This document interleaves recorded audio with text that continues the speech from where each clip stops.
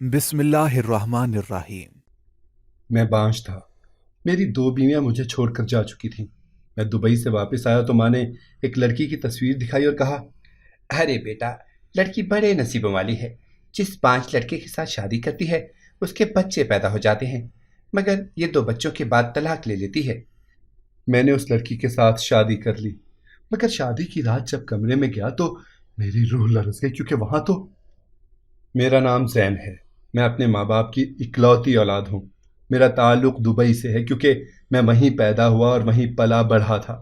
مجھے پاکستان کی نسبت دبئی میں رہنا زیادہ پسند تھا۔ میرے بابا کا کاروبار بہت سارے ملکوں میں پھیلا ہوا تھا۔ ہم اکثر پاکستان اپنے رشتہ داروں سے ملنے جاتے رہتے تھے۔ میں 15 سال کا تھا جب میرے ماں باپ نے مستقل طور پر پاکستان منتقل ہونے کا فیصلہ کر لیا۔ میں اس فیصلے کے خلاف تھا۔ میں یہاں بہت خوش تھا، اس لیے میں نے پاکستان جانے سے منع کر دیا اور بابا کو کہا مجھے پڑھائی کے لیے امریکہ بھیج دیں۔ انہوں نے میری کبھی کوئی بات نہیں ٹالی تھی، اس لیے مجھے امریکہ بھیج دیا۔ امریکہ کی آزاد خیال زندگی مجھے بہت اچھی لگتی تھی، اس لیے میرا مکمل ارادہ تھا کہ تعلیم حاصل کرنے کے بعد ہمیشہ ہمیشہ کے لیے یہیں رہ جاؤں گا۔ مگر کہتے ہیں نا، آپ سوچتے کچھ ہیں اور ہوتا کچھ ہے۔ میرے ساتھ بھی کچھ ایسا ہی ہوا۔ ابھی میری تعلیم مکمل بھی نہیں ہوئی تھی کہ بابا کا پیغام آ گیا کہ واپس آ کر کاروبار سنبھالو، کیونکہ میری طبیعت ٹھیک نہیں رہتی۔ میں اپنے والد سے بہت پیار کرتا تھا، اسی لیے میں سب کچھ چھوڑ چھاڑ کر پاکستان پہنچ گیا اور اپنے بابا کے بزنس کو دیکھنا شروع کر دیا۔ اب ان کا کاروبار صرف پاکستان اور دبئی میں تھا، اس لیے مجھے کئی ہفتوں کے لیے دبئی بھی جانا پڑتا تھا۔ دبئی میں بہت سی لڑکیاں میرے آگے پیچھے گھومتی تھیں، لیکن امریکہ میں رہنے کے باوجود میں لڑکیوں کے ساتھ ایک حد تک ہی دوستی کرتا تھا، کیونکہ میرے ماں باپ نے میری تربیت بہت اچھے سے کی تھی۔ میں اب شادی کی عمر کو پہنچ گیا تھا، اس لیے ماں کو بھی میرے سر پر صحرا سجانے کی خواہش ہونے لگی اور انہوں نے میرے لیے لڑکیاں تلاش کرنی شروع کر دیں۔ ہر ماں کی طرح ان کی خواہش تھی کہ وہ چاند سی دلہن ڈھونڈ کر لائیں، ایسی بہو لائیں جیسی کسی کی بھی نہ ہو۔ آخر ایک دن ماں کو ان کی من پسند لڑکی مل ہی گئی اور بہت جلد میری شادی ایک خوبصورت اور امیر لڑکی سے طے کر دی گئی۔ اس کا نام فرحین تھا، اچھی لڑکی تھی۔ شروع میں سب ٹھیک چلتا رہا، مگر پھر آہستہ آہستہ اس کا رویہ بدلنے لگا۔ میری ماں کے ساتھ اس کی بالکل نہیں بنتی تھی، آئے روز ان کے لڑائی جھگڑے ہوتے رہتے تھے۔ حالانکہ میری ماں کی پسند کی تھی، وہ پھر بھی جانے کیوں لڑتی تھی دونوں۔ میری ماں کا کم ہی قصور ہوتا تھا۔ مجھے لگتا تھا کہ فرحین شروعات کرتی ہے۔ میں ماں اور بیوی دونوں کو سمجھا کر تھک گیا تھا، لیکن کوئی بھی میری بات سننے کو تیار نہیں ہوتی تھی۔ ہماری شادی کو 2 سال گزر چکے تھے اور اب تک اولاد نہیں ہوئی تھی۔ ماں نے فرحین کو تانے دینے شروع کر دیے کہ ارے تم ہی بانجھ ہو، میرے بیٹے کو اولاد نہیں دے سکتی۔ فرحین کون سا کم تھی، اپنے ٹیسٹ کروانے چلی گئی، پتہ چلا کہ وہ تو بالکل ٹھیک ہے۔ 1 سال اور گزر گیا تو فرحین مجھ سے اصرار کرنے لگی کہ آپ بھی اپنے ٹیسٹ کروا لیں۔ مجھے کیا اعتراض ہو سکتا تھا، میں اس کے ساتھ چلا گیا اور ٹیسٹ کروا لیے۔ میرے تو وہم و گمان میں بھی نہیں تھا کہ قسمت میرے ساتھ ایسا بھیانک کھیل بھی کھیل سکتی تھی۔ میری رپورٹس میں یہ آیا تھا کہ میں بانجھ تھا اور کبھی باپ نہیں بن سکتا تھا۔ یہ خبر میرے خاندان پر قیامت بن کر ٹوٹی۔ فرحین نے بمشکل 1 سال اور گزارا کیا اور پھر اس نے مجھ سے طلاق کا مطالبہ کر دیا۔ وہ میرے جیسے نامکمل انسان کے ساتھ نہیں رہ سکتی تھی جو اسے بچے نہ دے سکتا تھا۔ میں نے اسے طلاق دے دی اور اس نے کسی اور کے ساتھ شادی رچا لی۔ میری زندگی رک سی گئی تھی۔ میں دوبارہ اپنے کاروبار میں مگن ہو گیا۔ انہی دنوں میری زندگی میں ایک عجیب تبدیلی آئی۔ میری نئی سیکرٹری مجھ میں دلچسپی لینے لگی۔ وہ ایک جوان اور خوبصورت لڑکی تھی۔ اس کی حرکتوں سے صاف لگتا تھا کہ وہ مجھے پسند کرتی ہے، مگر میں جانتا تھا کہ جب اسے میری حقیقت کا پتہ چلے گا تو وہ میری طرف دیکھے گی بھی نہیں، اسی لیے کبھی اس کی حوصلہ افزائی نہیں کی۔ وہ روز میری ٹیبل پر سرخ گلاب رکھ دیتی، کبھی کوئی کارڈ جس پر شاعری لکھی ہوتی اور کبھی کوئی تحفہ۔ میں اس کی باتوں اور نظروں سے صاف محسوس کرتا تھا کہ وہ مجھ سے شادی کرنا چاہتی ہے۔ ایک دن میں گھر پہنچا تو مجھے حیرت کا جھٹکا لگا جب میں نے اسے اپنے گھر میں بیٹھے دیکھا۔ وہ میری ماں سے ہنس ہنس کر باتیں کر رہی تھی۔ میری ماں کو سنبل بہت اچھی لگی۔ ایک دن ماں نے کہا بیٹا تم سنبل کے ساتھ شادی کر لو۔ میں نے کہا ماں آپ تو جانتی ہیں کہ میں کسی عورت کو حالات کی خوشی نہیں دے سکتا، پھر کیوں مجھے اس کے سامنے شرمندہ کرنا چاہتی ہیں؟ ماں کہنے لگی، دیکھو بیٹا، میں نے اسے سب کچھ سچ سچ بتا دیا ہے، اسے کوئی اعتراض نہیں۔ میں حیران رہ گیا کہ یہ کیسے ہو سکتا ہے۔ میں نے سوچا کہ ہو سکتا ہے کہ ماں مجھ سے جھوٹ کہہ رہی ہیں۔ اگلے دن میں نے خود سنبل سے پوچھا، سنبل کیا تمہیں ساری حقیقت کا پتہ ہے؟ کہنے لگی، ہاں، مجھے ماں جی نے سب کچھ بتا دیا ہے، میں راضی ہوں۔ میری دوسری شادی سنبل کے ساتھ ہو گئی۔ وہ مجھ سے 8 سال چھوٹی تھی، شوخ اور چنچل۔ شادی کے بعد اس نے نوکری چھوڑ دی اور میری ماں کے ساتھ سیر سپاٹوں پر نکل جاتی۔ اماں گھر آ کر مجھے ہنس ہنس کر بتاتی کہ ان کی بہو ان کو لے کر کبھی شاپنگ پر لے جاتی ہے اور کبھی واک پر۔ ان کا بہت خیال رکھتی تھی۔ شروع میں تو میں نے اتنا دھیان نہیں دیا، لیکن پھر میں ٹھٹک گیا کہ روز ہی وہ میری ماں کو کہاں اور کیوں لے جاتی ہے۔ مجھے سنبل کی کچھ عادتیں بہت عجیب لگتی تھیں۔ پہلے وہ میرے آگے پیچھے پھرتی تھی، اور اب جیسے اسے احساس تک نہیں تھا کہ میں بھی گھر میں ہی رہتا ہوں۔ میرے ماں باپ کے ساتھ ہی مصروف رہتی، میرے کمرے میں آنے سے پہلے ہی سو جاتی یا اس وقت آتی جب میں سو جاتا۔ سنبل روز مجھے اگنور کر دیتی تھی۔ میں اس کی یہ بے رخی برداشت نہیں کر پا رہا تھا۔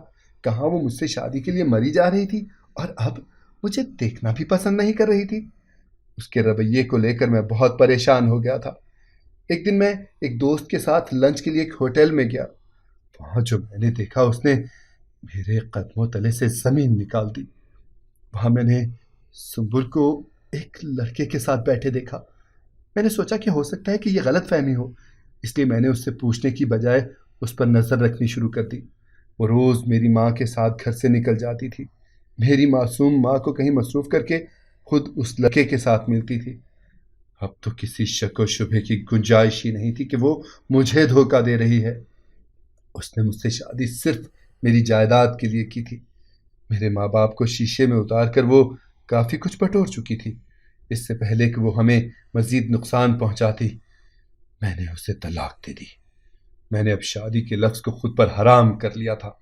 سنبل کے دھوکے نے میرا لڑکی ذات کے اوپر سے اعتبار ہی ختم کر دیا تھا۔ میں دبئی آ گیا۔ میں نے یہاں ہی رہنا شروع کر دیا، اپنے بزنس میں مگن ہو گیا۔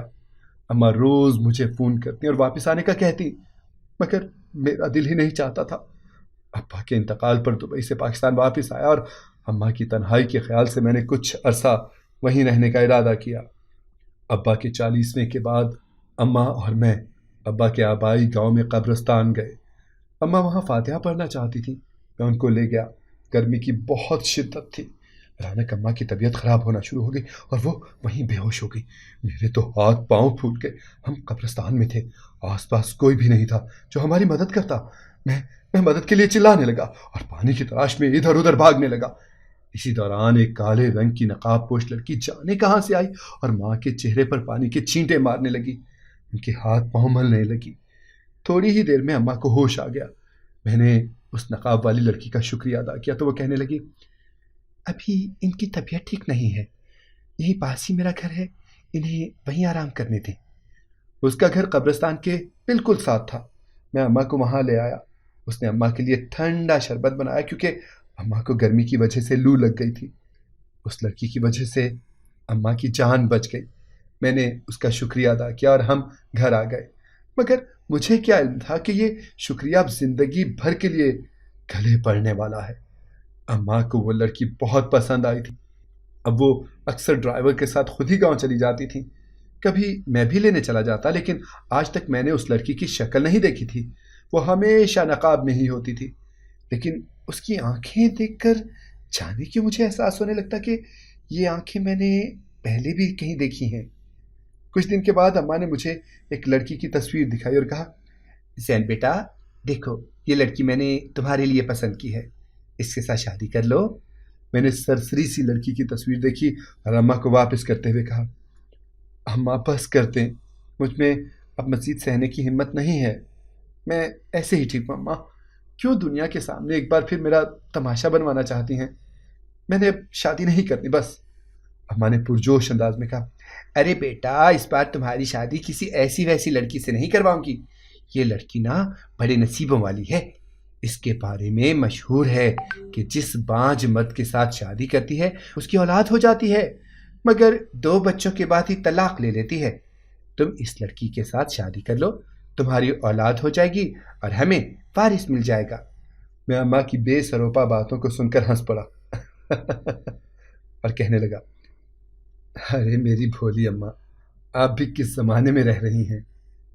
آج کے زمانے میں بھلا یہ کیسی باتیں کر رہی ہیں؟ بھانج مرد بھلا کیسے اولاد پیدا کر سکتا ہے؟ یہ لڑکی کوئی فراڈ ہوگی۔ مگر اماں کہنے لگی، ایسا نہیں ہے بیٹے، یہ لڑکی واقعی بہت کمال اور خوبیوں والی ہے۔ ماسی رحمتیں کے لڑکی کو تو تم جانتے ہو نا کہ وہ بانجھ تھا۔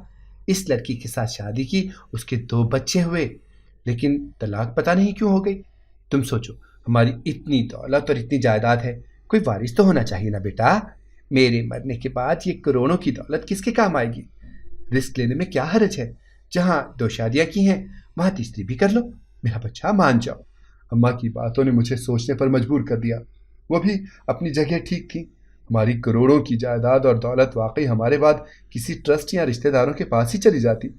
ہو سکتا ہے اس لڑکی میں واقعی کوئی کمال ہو یا کچھ اور بات ہے۔ ایک رسک لے لینے میں کیا حرج ہے؟ رسک لے ہی لینا چاہیے۔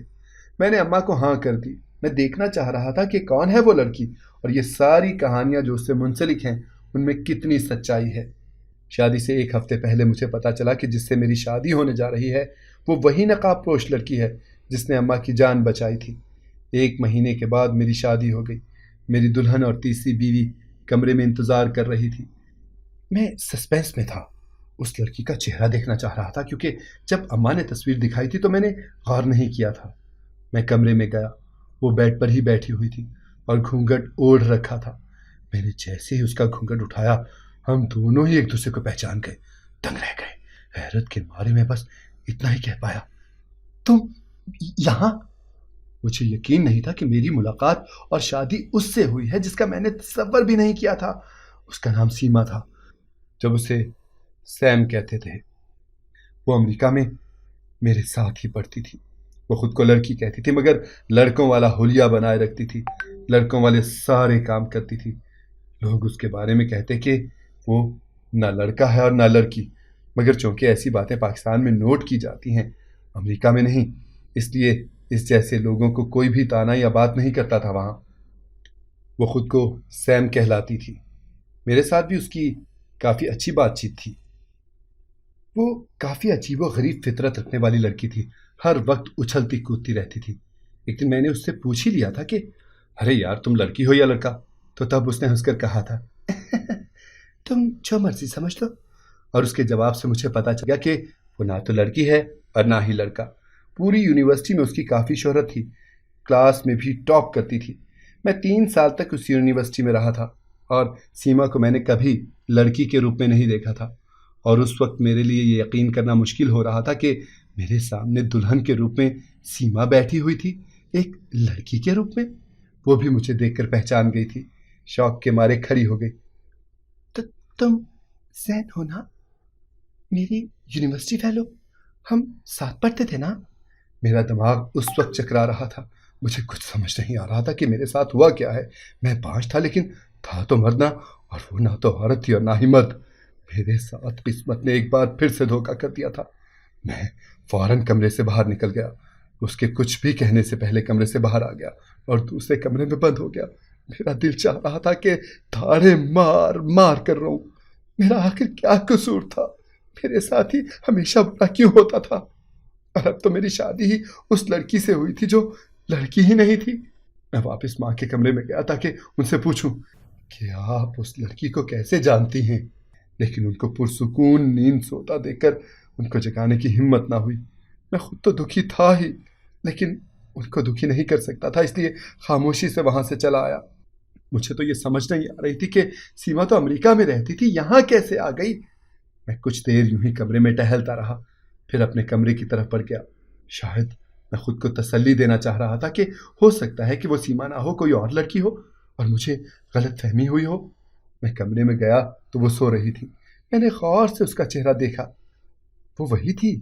اس کے لمبے لمبے بکھرے بال اور دلہن والا حلیہ دیکھ کر کوئی کہہ ہی نہیں سکتا تھا کہ یہ سالوں پہلے کیا تھی۔ کیا یہ واقعی لڑکی تھی یا وہ سچ تھا جو امریکہ میں سب لوگ اس کے بارے میں کہتے تھے؟ میرے ذہن میں بہت سارے سوالات ابھر رہے تھے۔ میں گھر سے باہر نکل گیا، ساری رات سڑکوں پر آوارہ پھرتا رہا۔ اگر مجھے ماں کا خیال نہ ہوتا تو میں شاید اپنے ساتھ کچھ کر لیتا۔ صبح کی اذانیں ہوئیں تو میں گھر واپس آ گیا۔ کمرے میں گیا تو وہ نماز پڑھ رہی تھی۔ میں اس کی نماز ختم ہونے کا انتظار کرنے لگا۔ مجھے اس سے بات کرنی تھی اور سب کچھ پوچھنا تھا۔ تھوڑی دیر کے بعد وہ نماز پڑھ کر میرے سامنے بیٹھ گئی اور کہنے لگی، میں جانتی ہوں تو مجھے اپنی بیوی کے روپ میں دیکھ کر حیران ہو رہے ہوگے۔ میں نے اسے کہا، کیا مجھے حیران نہیں ہونا چاہیے؟ ساری یونیورسٹی کو تمہاری اصلیت کا پتہ تھا کہ تم کون ہو۔ مجھے یہ بتاؤ کہ تم امریکہ میں تھی نا، تو یہاں کیسے آ گئیں؟ جب تک مجھے ان سوالوں کے جواب نہیں مل جاتے مجھے چین نہیں ملے گا۔ وہ کچھ دیر سوچتی رہی، پھر کہنے لگی، ذہن، میری کہانی بہت لمبی ہے، مگر چلو پھر بھی میں تمہیں مختصراً بتاتی ہوں۔ میرے امی ابو میرے پیدا ہونے کے کچھ عرصے کے بعد ہی وفات پا گئے تھے۔ مجھے میرے دادا نے پالا ہے۔ میں پاکستان میں ہی رہتی تھی۔ ہم دادا پوتی بڑی مشکل سے گزارا کرتے تھے۔ میرے دادا ایک حکیم تھے اور جڑی بوٹیوں سے گاؤں والوں کا علاج کرتے تھے، مگر جب سے لوگوں نے ڈاکٹرز کے پاس جانا شروع کیا تھا تب سے ان کے پاس رش کم ہونے لگا، بلکہ ختم ہی ہو گیا۔ ہمارے پاس 2 وقت کے کھانے کے پیسے نہ ہوتے تھے۔ انہی حالات میں میری امی کی ایک دور کی رشتہ دار ہم سے ملنے آئیں۔ وہ امریکہ میں رہتی تھیں۔ انہیں ایک پاکستانی ملازمہ کی ضرورت تھی اور وہ مجھے اپنے ساتھ لے جانا چاہتی تھیں۔ میرے دادا نے اس شرط پر مجھے ان کے ساتھ جانے دیا کہ وہ مجھے تنخواہ کے بجائے پڑھا لکھا دیں۔ یوں میں امریکہ چلی گئی۔ اپنے آپ کو لوگوں کی گندی نظروں سے محفوظ رکھنے کے لیے میں لڑکوں والا حلیہ اپنائے رکھتی تھی تاکہ کوئی مجھے لڑکی سمجھ کر بری نظر نہ ڈالے۔ سب یہی سمجھتے تھے کہ میں کچھ اور ہی ہوں۔ میں نے بھی کسی کی غلط فہمی دور نہیں کرنی تھی، اور نہ ہی کہ جس نے جو سمجھتا ہے وہ سمجھتا رہے۔ حالانکہ حقیقت تو یہ تھی کہ میں ایک لڑکی ہی تھی۔ امریکہ میں جن رشتہ داروں کے گھر رہتی تھی وہ بہت اچھے تھے۔ انہوں نے میری تعلیم مکمل کروائی اور میں نے ڈاکٹریٹ کی ڈگری حاصل کر لی۔ میں اپنے دادا کے پاس واپس آ گئی کیونکہ وہ بہت بوڑھے ہو گئے تھے۔ انہوں نے اپنی زندگی میں ہی میری شادی اپنے نواسے کے ساتھ کر دی۔ شادی کے بعد مجھے پتہ چلا کہ اس میں تو نقص ہے، اس کی رپورٹس خراب آئی تھیں۔ میرے دادا نے مجھے تسلی دی اور کہا وہ جڑی بوٹیوں سے تیار کردہ ایسی دوا بنا دیں گے جو وہ کھائے گا تو اس کی بیماری دور ہو جائے گی۔ پھر ایسا ہی ہوا۔ میں نے وہ دوا شوہر کو کھلانی شروع کی تو اس کی بیماری اور کمزوری دونوں دور ہو گئیں۔ ہمارے 2 بچے ہوئے، لیکن کچھ عرصے کے بعد میرے شوہر نے مجھے طلاق دے دی کیونکہ اس کا چکر کسی اور کے ساتھ چل رہا تھا۔ گاؤں میں مشہور ہو گیا کہ میں بانجھ مردوں کو ٹھیک کر دیتی ہوں، اسی لیے میری دوسری شادی بھی ہو گئی۔ دوسرے شوہر کو بھی نانا حکیم کی دوا کھلائی اور وہ بھی ٹھیک ہو گئے، لیکن شادی کے 2 سال گزرنے کے بعد بھی اولاد نہ ہوئی تو مجھے طلاق ہو گئی۔ اس نے مجھے چھوڑ دیا اور کسی اور کے ساتھ شادی کر لی۔ تب اس کی اولاد بھی ہو گئی اور میں اپنے گھر میں دوسری بار طلاق یافتہ کا داغ لے کر بیٹھی ہوئی تھی۔ میں اب کسی کے ساتھ شادی نہیں کرنا چاہتی تھی کیونکہ بہت عجیب باتیں لوگ مجھ سے منسوب کرنے لگے تھے، لیکن قسمت دیکھو کہ ایک بار پھر میرے ساتھ کھیل کھیل گئی۔ میری شادی تم سے ہو گئی۔ سیما کی کہانی سن کر میں دنگ رہ گیا تھا۔ اس بیچاری نے تو مجھ سے زیادہ مصیبتوں کو جھیلا تھا، میں تو پھر بھی مرد تھا اور وہ عورت ہو کر حالات سے لڑتی رہی تھی۔ اچانک مجھے خیال آیا تو میں نے پوچھا، میں تو تمہیں تب نہیں پہچان پایا کیونکہ تم نقاب میں تھی، لیکن تم نے مجھے کیوں نہیں پہچانا؟ میں اماں کو 2-3 بار لینے بھی آیا تھا۔ کہنے لگی، تم نے ہمیشہ کیپ پہنی ہوتی تھی اور گلاسز لگائے ہوتے تھے، اور ویسے بھی میں اپنی نظریں نیچے ہی کیے رکھتی تھی، اس لیے تمہیں دھیان سے دیکھا نہیں۔ کچھ دیر کے بعد میں نے اس سے پوچھا، تمہارے نانا مجھے بھی وہ دوا بنا دیں گے؟ اس نے جو جواب دیا اسے سن کر میری پریشانی میں اضافہ ہو گیا۔ کہنے لگی، 2 ماہ پہلے ہی نانا جی کا انتقال ہو گیا تھا، لیکن تم گھبراؤ نہیں، آج میڈیکل سائنس نے بہت ترقی کر لی ہے، ہو سکتا ہے تمہارا علاج ہو جائے۔ اس کی بات سن کر مجھے کچھ تسلی ہوئی۔ وہ کہنے لگی، تم فکر نہ کرو، مجھے شادی سے پہلے اماں نے صاف صاف بتا دیا تھا سب، میں تمہارے ساتھ ہوں، کبھی تمہیں چھوڑ کر نہیں جاؤں گی، چاہے تم جیسے بھی ہوگے۔ میں نے اسے اپنی رپورٹس دکھائی تو کہنے لگی، ان رپورٹس میں تو لکھا ہے کہ تمہیں بس تھوڑا سا نقص ہے جو 3 ماہ دوائیاں کھانے سے ٹھیک ہو جائے گا. تم بانجھ نہیں ہو، علاج ہو سکتا ہے تمہارا. اس کی بات سن کر میرے سر پر تو آسمان پھٹ گیا. میری پہلی بیوی فرحین نے تو کچھ اور ہی کہا تھا. اگلے دن میں اور سیما ڈاکٹر کے پاس گئے تو ڈاکٹر نے بھی وہی کہا جو سیما نے کہا تھا کہ میں ٹھیک ہو سکتا ہوں، معمولی سا مسئلہ ہے. میں نے ڈاکٹر کا کورس کرنا شروع کر دیا، لیکن مجھے یہ بات سمجھ نہیں آ رہی تھی کہ فرحین نے جھوٹ کیوں بولا. شاید وہ مجھ سے چھٹکارا چاہتی تھی اس لیے، اور میں اس کے جھوٹ کو سچ سمجھتا رہا اور تکلیف میں مبتلا رہا. سیما کے آنے سے میری زندگی جنت بن گئی تھی. وہ بہت اچھی بیوی اور بہو ثابت ہوئی. میری ماں بھی اس سے بہت خوش تھی. میرا علاج مکمل ہو گیا تھا. 2 سال کے بعد اللہ نے اولاد بھی ہمیں دے دی، تو جیسے سارے دکھوں اور تکلیفوں سے ہمیں نجات مل گئی. میں نے اور سیما نے دونوں نے زندگی میں بہت تکلیفیں کاٹی تھیں، اور اب لگتا تھا کہ اللہ نے ہمیں ایک دوسرے سے ملانے کے لیے ہی ہمیں آزمائشوں میں ڈالا تھا. کچھ عرصے کے بعد میری پہلی بیوی فرحین میرے گھر آئی اور مجھ سے معافیاں مانگنے لگی. کہنے لگی، میں شادی سے پہلے کسی اور کو پسند کرتی تھی، مگر گھر والوں نے زبردستی تمہارے ساتھ شادی کروا دی.